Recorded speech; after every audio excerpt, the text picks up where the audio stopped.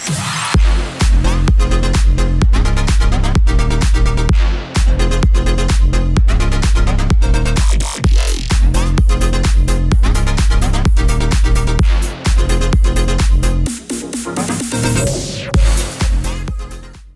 we have another great episode for you today on the Inventors podcast here, produced by Lime Design. We have one of our great clients and friends, Mike Diep, who's here to talk about his product that he's bringing to life.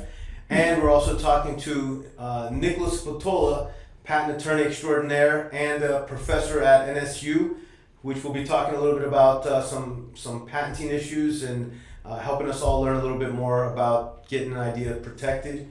And talking to Mike Diep about his new product and really sharing some experiences working with different types of product development and invention promotion companies. So I wanted you guys to give a little introduction. So Mike, if you could tell us a little bit about yourself and why you're here today, man.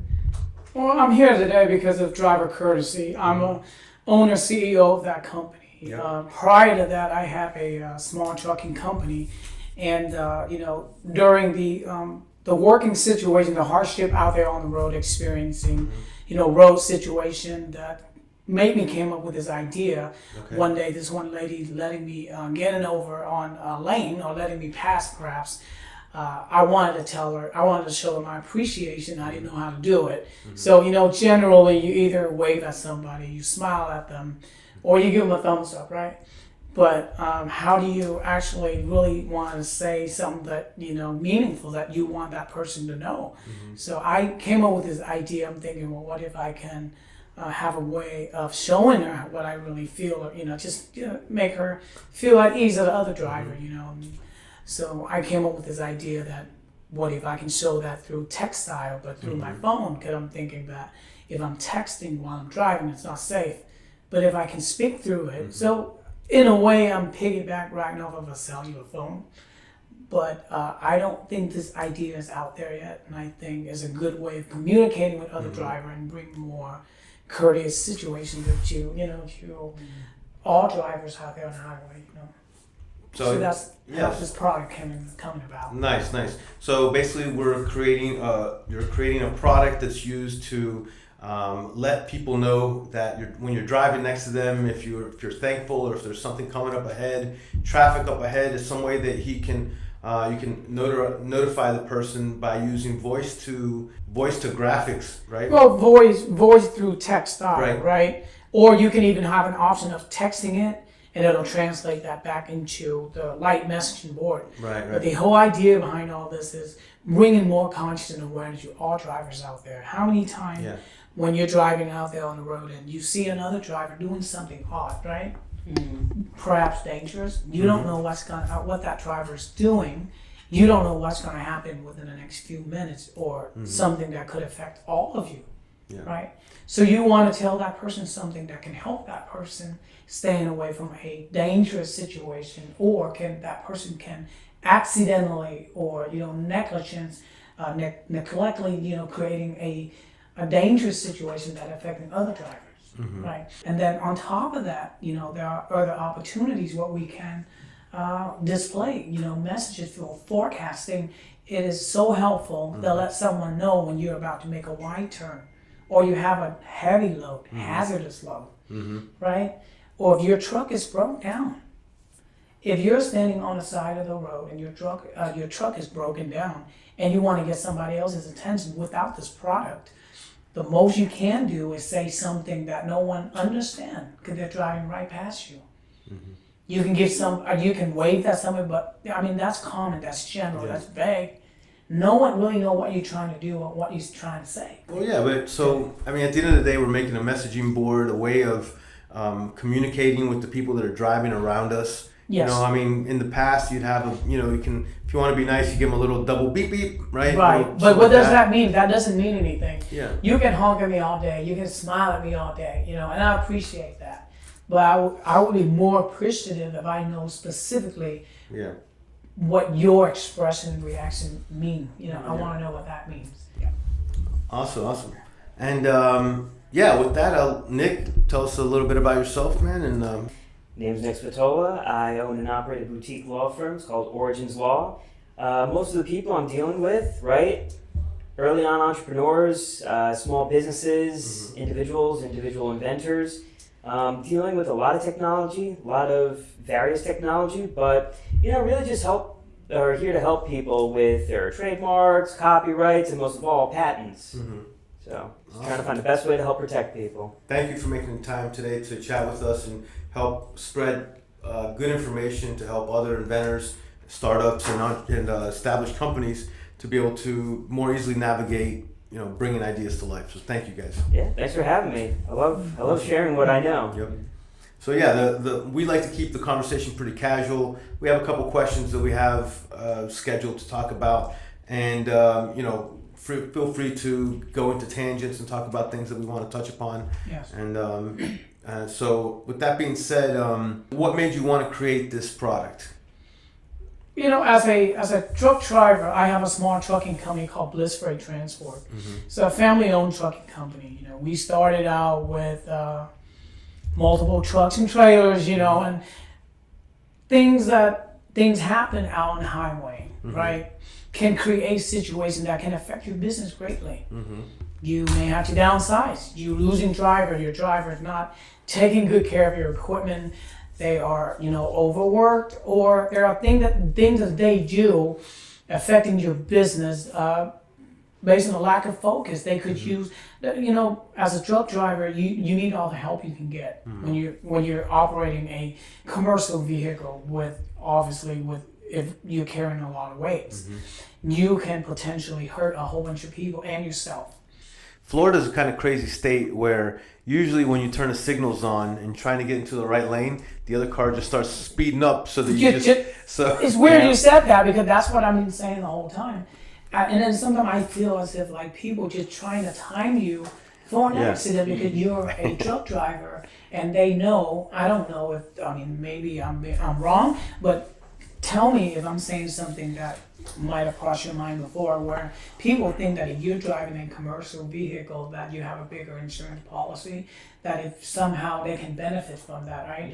Or I don't know if they're having a bad day. I've got a driver that just pull in front of my truck and just stop, or slowing down just tremendously. I don't know how to react to that. When you have They probably haven't been hit from behind by a big truck. You may not live to enjoy whatever it is you think you might get. Right. You have a semi truck can go up to about 45,000 pounds, moving at 65 to 70 miles per hour. And imagine whether that truck hit you from behind or side swiping you or whatever, it's going to be a lot of problem. And aside from that, when that happens, you're causing a major traffic delay. Oh yeah, many times where you got traffic backed up for miles on out. Or maybe there was a sign that says, that's traffic up ahead. That's what I'm referring to. Detour. That's what driver courtesy. That's what when this idea came alive, the purpose of the driver courtesy is to bring alerts, conscious and awareness to other drivers, bring traffic alerts. Saves a ton of pain in the ass, accidents. You have an accident, think about how much fuel is wasted every time there's an accident because you have all these people sitting in miles of traffic. Cleanup. Yeah. The cleanup. I've seen semi dumping all over the freeway or burned up. God bless the driver. I hope they still, alive or they're okay. But you looked at the condition of the semis. You can only imagine, what really happened, or what if you were in that situation, because someone texting when they're driving, or someone losing control, or someone just tired, not realizing that they're tired. We're gonna switch topics a little bit here and talk about something that I find very important when you're developing an idea. Typically when you're trying to bring an idea to life, there's a lot of challenges, both figuring out technically how to bring an idea to life, financially how to fund that idea, and protect it. And I find it very important to have a significant, if you have your significant other, it's different if you're single, right? You don't have to really ask anybody for permission to do something, right? But if you do have a significant other, I find it very important that they are on the same page with you, right? So because, and specifically because finances are one of the major issues in relationships, right? So just want to talk to you, just get your feeling on what are the importances of having a spouse that supports your idea when you're bringing it to life. It's very important. You're making a life with a partner, right? You have a wife, you have a girlfriend, you have a family, regardless of your relationship status, single, fiance, or whatever. You're living with a person. You're making a life with that person. You may have kids with that person. That means your finance situations are consolidated in a way, right? You're sharing bill, you have accountabilities. So when you're making a change of direction in terms of entrepreneurship, like creating a product, investing into a product, you're talking about a major financial shift. And it's really, I talk about this all the time. When somebody comes to us to develop a product or create a prototype, a lot of people ask me, hey, can you make me a prototype? Of course I can. But what they're really doing is creating a business then to sell that product out of. Yeah. So it's bigger than just making a prototype. It's creating a long-term, and it's not an overnight thing. So it's creating a long-term business with, and if your wife or spouse or boyfriend, whatever it is, if they are not on the same page, I find that it just makes it such a less enjoyable experience for everybody involved, myself included. Because the last thing I want to do is feel like I'm working with the client and I know that he's having problems with his wife or whatever because she doesn't agree with the product that he's working on. At the end of the day, it's money, right? Let's be real, right? Yeah. You have a lot of financial obligation and accountability before you're doing your project thing. So I guess my advice to anyone else thinking about doing something similar in the future is just to make sure financially you're ready, or you're ready. You gotta have some kind of a meaningful resource to back up the idea you want to do. Obviously, we know the long-term payout is going to be great, right, for our hard work and everything. But I think immediately what's going to require is the resources that make that happen, right? And it's called money. There's no other way to put it. I can put it in a much better context I would, but it's money. You want to have a product come to life, you need money, and you need to have enough money to cover all ends. You got to have a plan, and you got to be ready. And so having a spousal support or partnership support to that idea is also another challenge, because sometimes your partners, they're thinking more of on a security side. They want things that they don't want to risk anything. But we all know, sometimes the only one way to know is to take action, right? Yeah. When I met Rodrigo, he was very upfront with me right from the beginning. I respect that. He helped me kind of self-check and realize he's asking me, he let me know so I can make it for you, but this, you're gonna need this kind of a budget, that kind of a budget. He's very helpful, very flexible, and probably the most understanding person is willing to work with you, but he can only work with you so much at the end of the day. It costs money to get your basic material together, and let alone, everything else. That was an awesome topic there, man. Thank you for elaborating on that. Anytime, no problem. It's real. It's as real as a heart attack. Yeah. Yep. It can become the next heart attack, I tell you. I'm living in one right now.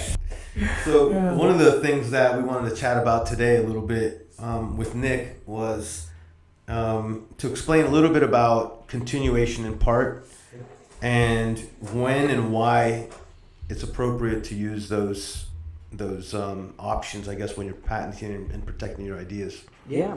So obviously, one of the greatest things with the patent process is to try to get it in as soon as possible, right? Because you want to secure what's called the filing date. Your filing date is when you can say that I was the first in line here, you have priority over these other people that might file after you. But when you keep on refining that idea, things ultimately change, right? You might think of the newest, latest, greatest way to do something to solve your problem, and it might fit within the original idea that you had, but you think it's monumental. So what do? Right? Mike came to me and said, I have this new idea that I'd like to integrate with my application. Well, the one thing that the patent office will tell you is you can't add new matter, right? If it's not within that application you filed, you can't be broadening it out. So what do? You file what's called a continuation in part. And it's kind of what it sounds like, right? You continue your idea in part, and you're adding new matter, right? Anything that you thought was monumental that doesn't fit within the original confines of that first patent, you're now doing a second patent. But when I say a second patent, let me also explain too, that doesn't mean that it gets, a whole new set of, well, it's not a whole application in and of itself. It's now part of a bigger portfolio. So what that allows you to do is it keeps that priority date, right? So now you're still the first in line, but you have some modifications over here. But it allows us to add new matter to it. And so the idea is you're building a portfolio, right? It's not going to be a circle of protection, right? You've got an amoeba over here, you got a little carve out over here, but it allows you to broaden what you originally planned on. So the continuation part is just one more tool to speak to your attorney with, because a lot of people, and not just you, but a lot of people will come to me and say, I'd like to add more material to my application. Right. And there are certain times when we can, but when you have something that you feel very strongly about, chances are the reason you're asking me to amend it is because it wasn't included in that first application. And so that's why we file that continuation in part. But it just adds one more layer onto that portfolio so that you have protection and it still keeps your place in line. The other good thing about it is your first application doesn't become prior against you, right? If it's very close, but it adds that new level of new matter. Mm-hmm. So it has a lot of benefits. And the other thing too is from a cost perspective, right? It is a sliding scale. You can take your first application as your template and just kind of add things here and there. Or you could do almost a whole new application where you're writing a whole new specification, a bunch of new claims, but it's still within that original idea. Mm-hmm. So it's very flexible. It's a great option for people. The one thing I will say is yes, you do have to pay another governmental fee to file it. They always get their cut. That's the rule of the land, man. But you know what? That fee is not even that bad. Yeah, it's minimal. Yeah. What is it? Do you know? Do you recall? Well, it depends on how many patents you probably have, right? Yeah. So there's 3 levels to file, right? There is the large entity, which is this is the full price. It's about $2,000. Now I will say that they did just reduce the prices to file. Mm-hmm. So now, if you're a small entity, right, it used to be I think $840. Now it's $680. And then there is the cheapest level, which is you're a micro entity. Now that one is you filed less than 3 applications and you don't make more than $212,000 a year. So a lot of my clients will fall into that last category, and the fee for that is only $380 for a non-provisional application. Mm-hmm. So that's a significant savings from $2,000. Right. Nice, man. Mm-hmm. Nice. You heard it here. Yeah. I want to chat a little bit about invention promotion companies versus product development companies. I guess Nick, would you like to speak to what's the difference between a product development and a invention promotion company? Sure. I mean, product promotion is really what it sounds like. It's a marketing company. They don't really have any specialties. It's all outsourced, and their biggest investment is in their marketing campaigns, right? Getting their name out there, getting you familiar with them, and getting them to be the first thought in your head. The issue is when you start to outsource, you lose that personal touch. As far as attorneys goes, these companies, they aren't owned by attorneys. And ethically, we have regulations on profit sharing. So they can't directly prosecute your patent application or write it. So what do? They refer out to another attorney, someone that's in your network. The issue is when you talk about these companies, how do they get those network of people? Well, they're in the business of making money. So what happens? If you're an attorney, you might spend $1,000, you might spend $4,000, but that's a monthly fee that you're going to pay to these. And then you're put on the short list, right? This is the area you're in, so if there's a client that calls you from that area, here's the attorney that you'll be working with. The issue is when you have that relationship, it's not built on how good you are as a patent attorney or how good you are as a product developer. It's based on who's in my network that's paid me this month, right? And so you don't have that little level of vouching, but that's what the client might think. They might think that, okay, you vetted this attorney, you vetted this design firm, and we're going to send you to them, they're going to take care of you. It's not the case, right? And so they'll promise you the world, right? I could promise you the world. I can tell you almost anything. The issue is, can I deliver on it? So you and I work together a lot, and I know you'll vouch for me, and I'll vouch for you, right? Because we've essentially continuously vetted each other in our experience.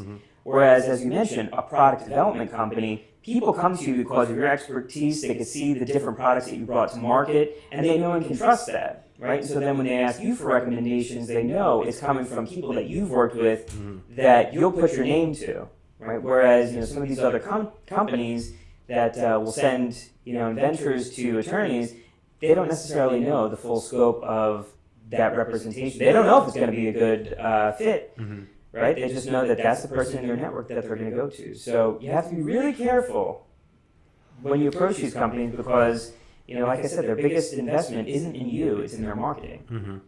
Yeah, I like to kind of separate the two different types of companies by, well, let's say an invention promotion company. Typically, the clients are reaching out. They're probably not capable of paying for a full, or don't have the investment to do a full development. So a lot of times these companies will say, "Hey, just pay us 10 or 15,000, and we'll develop your idea far enough along to create you an animation and a presentation, and then we're gonna send it to everybody in the world that might want to buy your idea." And basically, they're selling you the chance of maybe somebody liking the idea that they sent to, right? Yeah, but when a client or when a person, let's say, having an idea they want to develop on that idea, a lot of them, they may even already have the budget. They just don't know how to go, just where to go. Yeah. They don't know what a marketing company, a promotional company, a product development company is. They They sound don't very know similar. where to start. They figure they see something on television. Like in my case, I saw something, right, on television. So I thought maybe, wow, this is where I start. Right? So I want to go straight to that person. I figure when they're on television, they're got to be famous. They're accountable. They got to be reputable in order for them to make television, right? Typical, right? Typical thought process for a person, average citizen. So then you're approaching them and you tell them, hey, I got this idea and I want to, pursue this idea or whatever. And then you're, at that point in time, you're taking everything they're telling you to heart. Everything they tell you, you have no idea here. So anything they tell you is almost 100% credible. You giving them that granted, trust, then you need to find out whatever it is services that they offer, is it relevant to where it is that you want to go? Then you need to do what you got. I did not do enough research, and I take the heat for that one. And it cost me, a certain amount of money, right? But I learned, you learn as you go. Some people may not have that opportunity to learn as you go. Yeah, luckily you can afford to, work with them and then come to somebody that helps you get into the right direction. And get me straight to the point. Right. I think that's also a benefit too, working with smaller companies, more, I'm not gonna say regional, but people that you actually know, right? So you're not speaking with the sales rep when you're speaking to someone like Rodrigo's firm or my firm. You're speaking with the actual person that's gonna be doing the work, or the team that's gonna be doing the work. And that's one thing I'm grateful for. You and Rodrigo, you guys have been very helpful right from the get-go. You guys are CEOs, you guys are your own boss, but you never place yourself too important to speak to a client, which a lot of companies do that. You speak to a receptionist, a schedule you for another call. You need about 3-4 people before you get even if you even get to see the real boss, right? But you guys are different. You went straight to the point. You help your clients out, big or little clients, right? But that is so meaningful. That's very helpful. And in my case, and I'm grateful for that. That's awesome, man. Thank you so much out of all the people, we get a lot of great clients, man. I'd definitely say that you're on the top of my short list of short, good-looking bald guys that are great inventors, and bringing good ideas to life. And understanding that it's not easy to bring an idea to life. It takes a team, and you're building a business, and to create a successful business, you got to have you got to have a good team, and you have to have a plan of attack on how you're going to get to where you're trying to get to. Yeah, one thing I like about you guys is I bring one thing up and you guys are already 5, 6 steps ahead of me. But that gives me the confidence knowing that someone know and understand my ideas. I cannot work with a team. I've met someone else before you that they giving me a very low cost. And sometimes it's not even the cost, but if you don't feel the connection or you don't feel the support, the confidence that you can get from that team, you trust your instinct. I trust mine. I can't speak for another person, but when dealing with you guys were able to kind of like just so advanced ahead of me. You're making me feel supported. Good. I feel good. I feel like otherwise, like, why do I pay you and then you don't even know what we're gonna do, and then I actually think for you too. So. Yeah. Awesome, man. Any final thoughts, guys? Okay. The one thing I'll say, kind of overarching, is if you have an attorney and you sign with any of these firms, just have the attorney look over the contract, right? Because that's going to govern your exit strategy if anything goes south, right? Even my contracts, have your attorney look it over. Your contracts, have your attorney look it over. Just make sure that you understand what's going on, so that way you always know that you're in control there. So I want to add one more thing before we end, that they were questioning about driver distraction liability, right? So I want to make that very quickly. I know we short on time. We have plenty of time. So, we have about five minutes left or so. Right. But the point is that one of your investors that you were talking about your idea, he asked you. So I can explain the concept. Absolutely, yeah. So one of your clients or one of your potential investors, you had a conversation with them, and they were saying that they like the idea, but it might be. There might be a liability there because it creates a distraction for people that are driving by. So I'll let you speak to that real quick. Well, on that right there, I think to make sure to answer that directly, I talked to a couple of major insurance company underwriters. These are people that are, underwriting policies and safety, and, they determine, what is dangerous for a policy or when they're writing up new policy. I talked to 2 different underwriters from 2 different insurance companies and a couple of major broker CEOs, when sharing them the idea from start to finish, it's quite the opposite. The benefit that driver courtesy brings along is outweighed completely by far the potential liability, which is what we call distraction, right? I mean, if you guys ever gone to Vegas, you've seen all this big old box truck with lightings all over the entire truck, right? With naked people and phone numbers and all this thing. You got so many different distractions out there. You got truck drivers that put 200 lights on their trailer with different colors, multiple colors, right? You can deal with that. You can deal with a conservative light messaging board that can display the meaningful message, help you stay away from danger, and help other people become more conscious and aware when they're driving on the highway or even on the street. And so at the same time, as a company, we are encouraging and we're welcome, investors to come along. And, we have the right resources, of representation to help us both, you as an investor, me as an entrepreneur, to make the experience, according with the laws and all that. And we have all the right resources, and we thank you for your help, Nick. And, from day one, you have been nothing but transparent, direct, to the point, short and sweet. And then on top of, you're very reasonable and very understanding person. And I find you quite expert at what you do, and I'm grateful for that as well. And I appreciate you. That means a lot. Yeah, I've been working with Nick for, over 5 years, I'd say. Definitely. Since 2016. Okay, yeah, so almost 7 years. 7 years now, and Nick actually has an office in the tech hub that Lime Design is in, so he's right upstairs from us. Makes it really easy to work together, and man, I just want to thank you guys both for making the time to share your project and help us share this information with other people that obviously they need this data. Our audience is probably like half inventor, half startup and established company. So we want to make sure to give back as much as possible to the people and let them learn what they can by listening to our podcasts and just learning the questions that they might not know to ask. In the coming days, I'll be doing a lot of interviewing people out on the highway. just, meeting regular folks and asking them their, their daily driving experience and road, experience, situation that they have experienced, driving. Just to get real life feedback, and we will add all of that on our, our website content and all. And help people see, real things from real people, right?